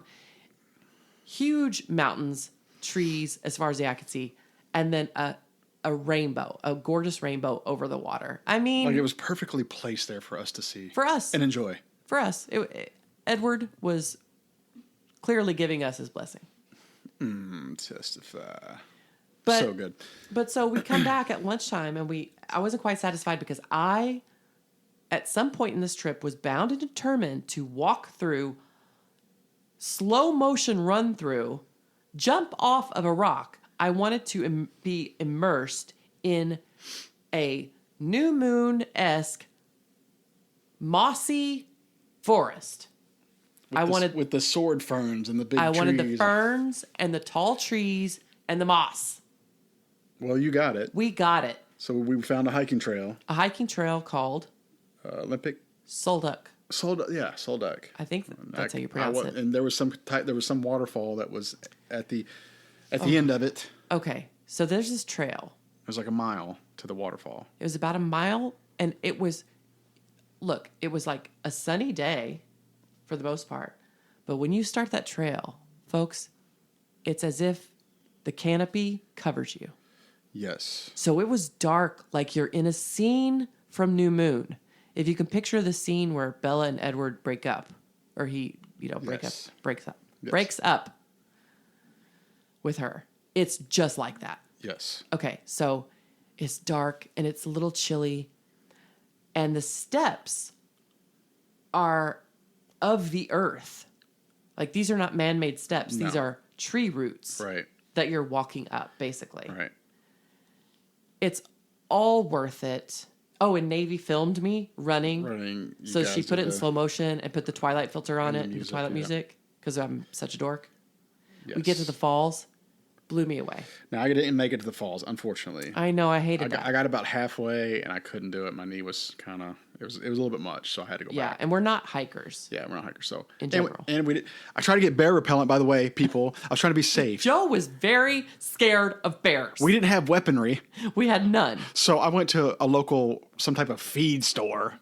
My brother actually walked into a feed store and asked for bear repellent. It was their version of like a rural king. And I go in there and ask for bear repellent. Do you know how much that damn can was? $46. So you know what? I thought, well, I'm just going to get killed by a bear. My loved ones' lives are not worth that. Right? Not worth $46. I'll pay $500 for my sister to sit in the chair. I'll die before I pay $46 for bear I'll pay repellent. $45 to protect my loved ones from bears. But you know what? People made fun of me for that. But if we did encounter a bear, you'd have been happy. I would have been happy. But I asked the guy, I go, okay, this is $46. I go, how does this work? And he spouted off like 6 steps before you could even get this thing sprayed. I go, yeah, that's too much for me. So I turned around and walked away. I won't have the presence of mind in the moment. He goes, well, you got to cut this. God. You got to lift this. You got to pull this. And I go, I'm out. Yeah. I'll just die. Fuck it. So I turn and walk. I go back in the van. I go, well, it's $46. I guess we're all just gonna have to chance it. But you were downright salty about it. I was pissed. You were super scared of the bear. Who wouldn't be? You were kind of pissy. Who wouldn't be? We weren't. Yeah. No, whatever. You'd have said that until you'd encountered one. Yeah, I know. I could have outrun a bear. But even though I couldn't finish it, it was pretty. But if you're a novice hiker and you want the Twilight woodsy experience, you've got to try was it. Solduck Falls. Totally worth it. And you could, if I could do it, you could do it. Now, We are not. If we're lying, we're dying. okay, We get back to the lodge. my bronchitis is flaring up. You can hear me wheezing. Yeah, we get back to the lodge, and there's a female couple there. They're sisters, Okay, so there are 2 women on the couch, older women, like older than us. a little older than us. We can see them from the stairs. Correct. Because our plan is to go down and enjoy The fire. the fire. And at first I'm like, That we requested. we requested. And the hotel was gracious. They're like, oh yeah, we'll build one at 7. Yeah. They only do it if the weather is cold enough, but we wanted that experience and we requested it. I was like, oh, there are two ladies on the couch in front of the fireplace. Damn it. We can't enjoy ourselves. Can't enjoy ourselves. Or so we thought. Or so we thought. Linda, Teresa. Shouts out. And Look, ladies and gentlemen. Listen. How do we tell this? Okay, so we sit in the chairs by the couch. Honestly, we thought, just you know start what? chatting. Yeah, we're just going to make the best of it because we're personable. Yeah. We're just going to make friends. Yes. And that's what we did. That's what we did. And they were originally from, I think, Milwaukee-ish. Yes. area. Okay. Oh, I remember how it started. Linda was talking about the breakfast, and she mentioned how they had bagels.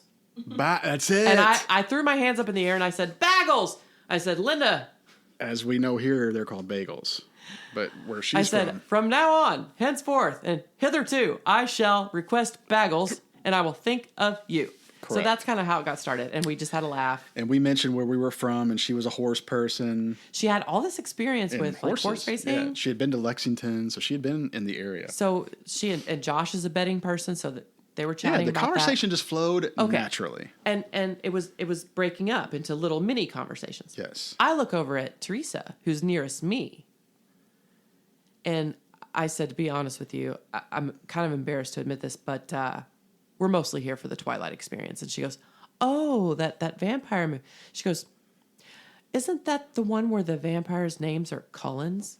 The Cullens? And I said, yeah. And she goes, that's our last name. And I went, oh my gosh, you are lying to me. Like You I think, interrupted my little mini conversation. I did. I said, Joe, they are Cullens. We're sitting at the fireplace with actual Cullens. Yes, their names were Teresa and Linda Cullen. No joke. No joke. Couldn't believe it. Joe and I looked at each other once again and said, The podcast is writing itself. We had such a great time chatting with them. Oh, they were super cool. And I don't know. I couldn't believe it. We had to take a picture with them. We did. We got a picture with them. We said we're going to give them a shout out on the podcast. I think did you get on one of their phones and like help them? Yeah. Like I added to her library. I go, subscribe. sorry, I'm touching your phone. And I don't know, Linda, Teresa, it was such a pleasure meeting you. The fact that your last name is Cullen. Unreal. It just blew us away. Only that would happen to us on this trip. That's the kind of trip this was, folks. Rainbows over Lake Crescent. We met the Cullen clan. Met the Cullen clan. In Port Angeles. Port Angeles, for God's sake. Unreal. Yeah. But the bear repellent was $46, so I was a little pissed about that. But I don't really want to talk about it. Well, we hope you're doing well. And every time I order a bagel, I will think of Linda Cullen. Cool. All right. Then we ate.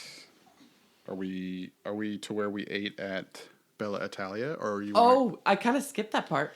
We decided to go to Bella Italia, which is in the book. La Bella Italia in Port Angeles is where Edward and Bella go out to eat on their first date after he saves her. But if you're into the movie versus the book, it's called The Bloated Toad in the movie. Yeah. But in the book, it's La Bella Italia. So we said, so no. I had made reservations. You did, and we go there. I don't. It's like popping the balloon. I know. That was really the only part of the trip that disappointed me. And we all felt that way. It wasn't just one person. It was very My underwhelming. food wasn't bad, but it wasn't great. It was very bland. It was missing some type of seasoning and everything. Everything That's just where I tasted ordered too plain. I wanted what was it? I don't remember. A Perino? You I ordered a Perino. What did you call it, And though? I called it Perino, and he looked at me all confused, and he goes, and it was Peroni. Peroni, that's what it was. Because in Scotland, I had Peroni for the first time, and I was in an Italian restaurant, so I said, I'll have a Perino. You did say that. Like an idiot. Espresso martini was pretty good, though. But Yes. outside of that, I had the shrimp scampi. Awful. I'm not going to lie, it was awful. Yeah. Very bland. So we weren't satisfied with that. Sorry if you're listening. But, wasn't great. At we least had we a great did it. time. But at least we did it. The fellowship was there. It was. We We had did a it. great time. And we the town, that area of Port Angeles was like Mayberry. Yes. We walked by a barber shop that looked like Mayberry, no joke. Yeah, like I think Floyd was in there. Yeah, pretty sure. I think that was the part of the trip where Luke said, or he asked, "Hey Joe, are we going to see the penicillin?" I said, I kind of stopped and I go, "The what?" Hey, check this out. He's talking about the peninsula. So it just worked out that all the flights there were like, so 3 of us and then 3 of us across the aisle, right? So we're all kind of sitting together. But Josh and I were separated. So Josh sat with Joe and Kajal. I sat with Luke and Navy most of the time. And so on the way there, we see the landscape from the air, which was awesome. And we see this massive river. And Luke, oh my gosh, I forgot about this. Over and he goes, "I'm sorry, Luke. I got to. I have to. And he goes, "Is that the Nile?"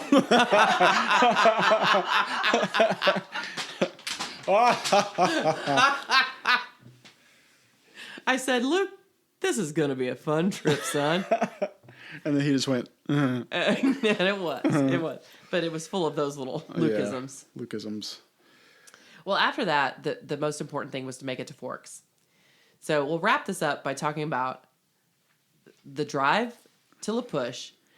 It's like we wanted to do La Push first and then circle back to Forks because we wanted to go to the Twilight Collection. Yes. It's called Forever Twilight and Forks Collection. It is like in the middle of town. Forks is tiny. Yeah. It's open only on Fridays and Saturdays from like 2 to 4. And just for visual, it just looks like a little visitor center.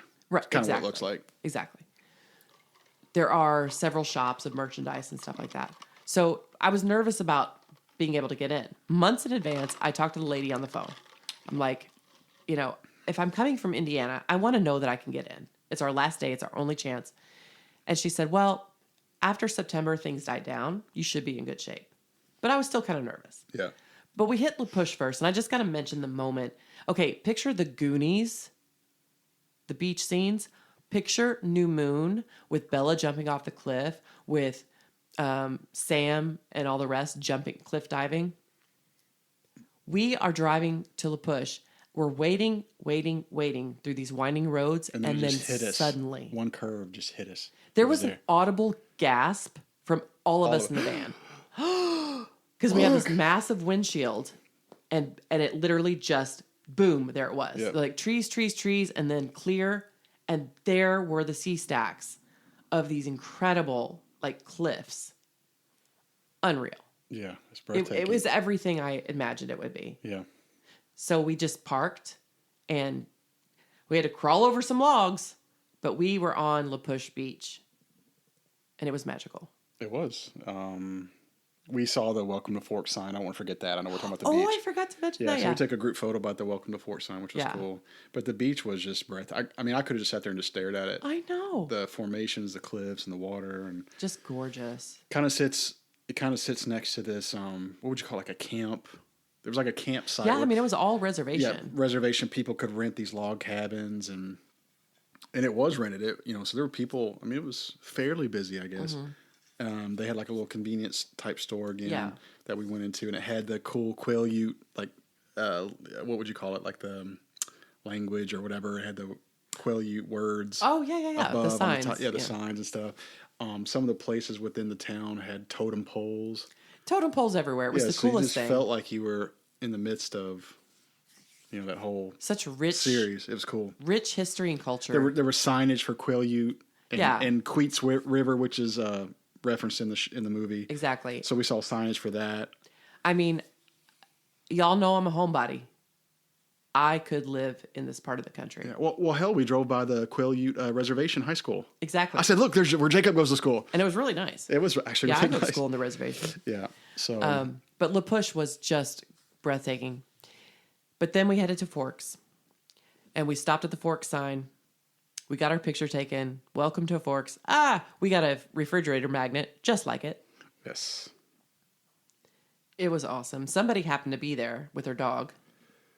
Oh, yeah. The person, yep. Yeah. The traveler. She was like, it's not too far. Why not? And I'm like, I know why you're here. And then she shows up at the Girl, museum. I know why you're here. Don't even play. Got her.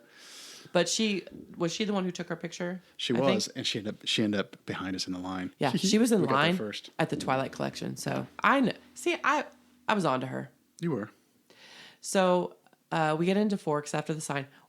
What happens? I see Twilight merchandise and I'm just gone. Like Josh couldn't keep up with me.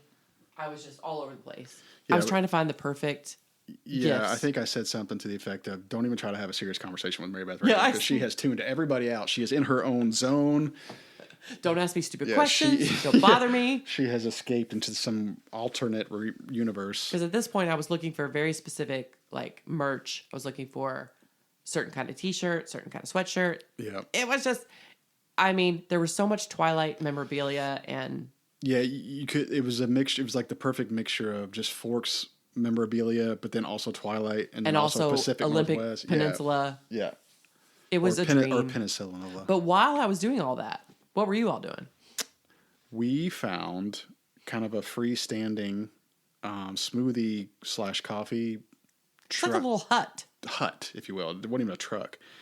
I had one of the best peanut butter protein smoothies I've ever had in my life. And we have the idea, which was a brilliant idea, by the way.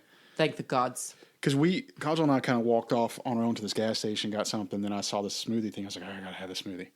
And you guys were off on your own. We didn't know where you were, but we were all kind of in the same little area. So we weren't concerned about where you were. But we thought, you know what? Let's get in line early so we can assure ourselves that we're going to get in first. Because that's basically what you do. You get in line and it's first come, first served. And the sign says, get here by, say, like 1:30. And that puts your name on the list to get in at a certain time. So that's what we did. And it worked out in our favor because we were first in line, first on the sheet. I was so grateful when I came out of the store and I was finally done. And the weather was beautiful.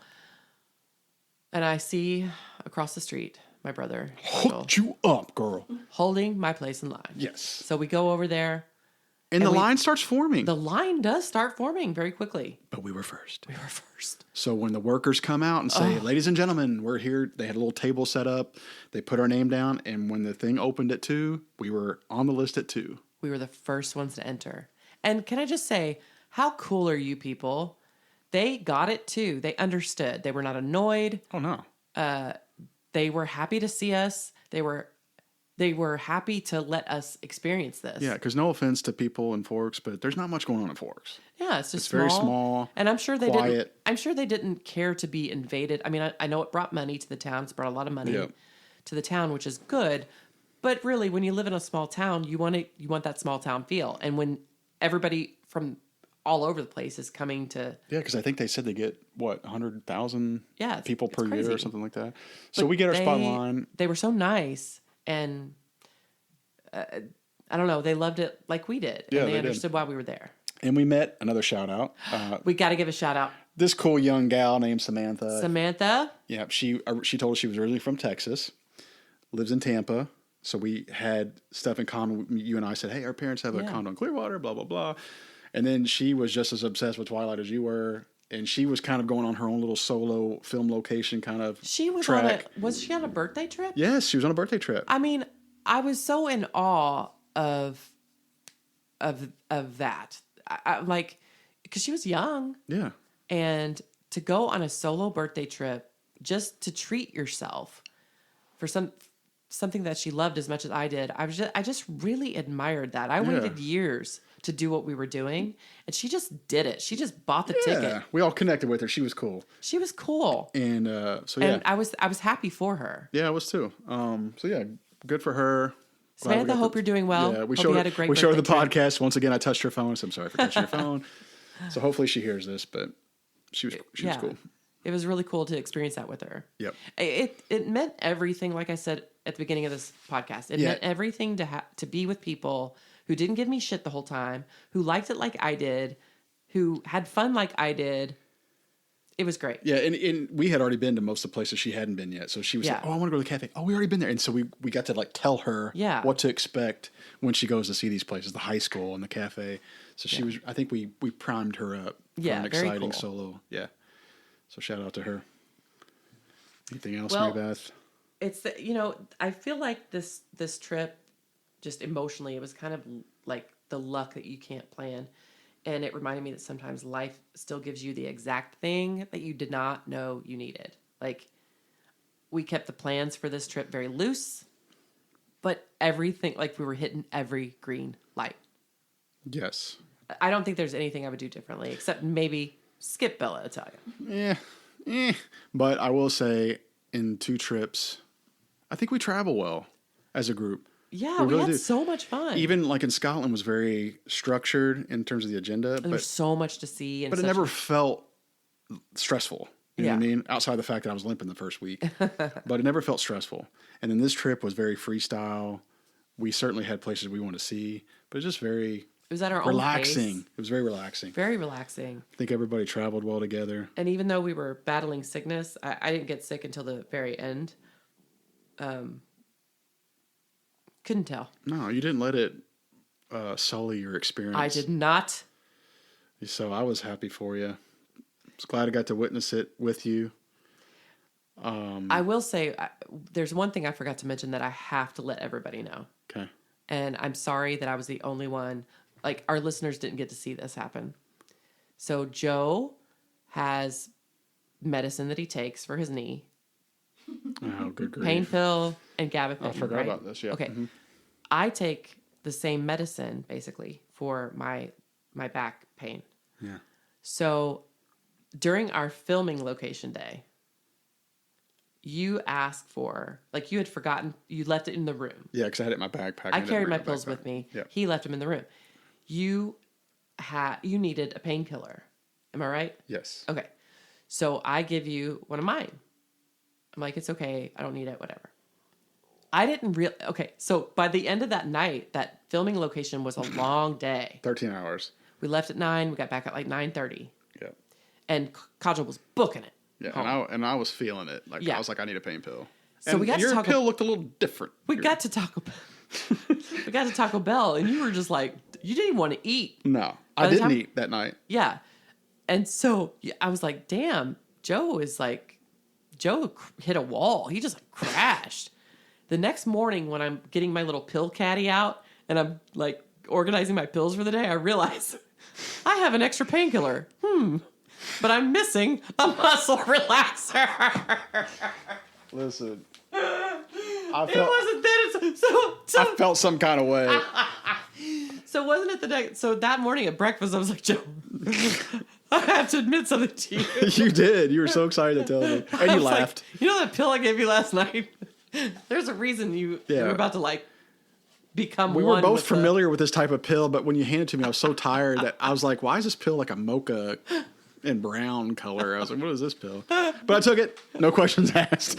Whoopsie. And I was kind of like on Look Who's Talking with when the baby starts like moving his hand. And it's like psychedelic because Kirstie Alley had alcohol or something in her system. I just hadn't seen you crash in such a way. Yeah, I was out. And so when I realized it and I told you about it, it was so fun to tell you about it. Joke's on you. I was like, Joe, I didn't give you a painkiller. I gave you a muscle relaxer. Give me some poop-colored pill that... No, that was the gabapentin. Oh, I whatever. gave you a round white pill instead of there you go. an oval. Well, even your gabapentin looked different. Mine's like white. Even it's like a capsule, a white capsule. It was just so funny to discover that after the fact. Okay, well, speaking of under the influence, real quick, do you remember the drunk lady on the plane coming home? The flight attendant told her about 5 times, ma'am, we have made the decision when you first got on the plane, we're not serving you any more alcohol. This greasy-haired drunk woman behind us was right behind me. She was one of the last ones on the plane. She was pissed. She wanted a window seat, damn it. And she wanted her alcohol. And she wanted alcohol and a window seat. And when she sat down, she looked at the girl at the window and goes, that's very rude of you.